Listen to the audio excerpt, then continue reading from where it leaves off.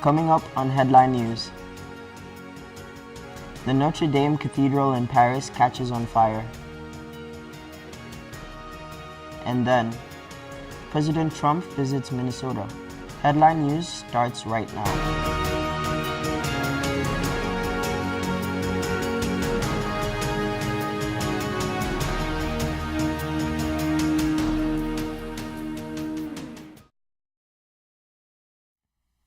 Hi, and welcome back to JBCN's segment, Headline News.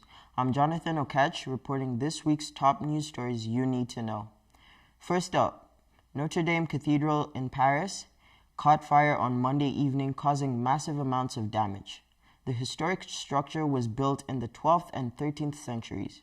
Many Parisians watched in horror as the roof of the centuries-old cathedral crumbled to the ground. Eventually, after nearly 5 hours of battling, firefighters were able to put out the fire and preserve most of the structure. French President Emmanuel Macron said in a brief speech at the Notre Dame on Monday night that the cathedral would be rebuilt.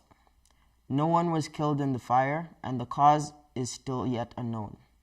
However, officials will continue to investigate. In other news, President Trump visited Minnesota on Monday for a tax reform roundtable. After criticizing Minnesotan U.S. Representative Ilhan Omar, Trump came face-to-face with a Muslim civil rights and advocacy group outside the event on Monday.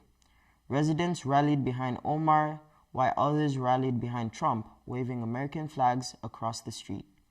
According to Reuters, lawmakers from Trump's Republican Party have accused Omar of minimizing the September 11th attacks, while critics of the president say he took Omar's words out of context in order to stoke anti-Muslim sentiment.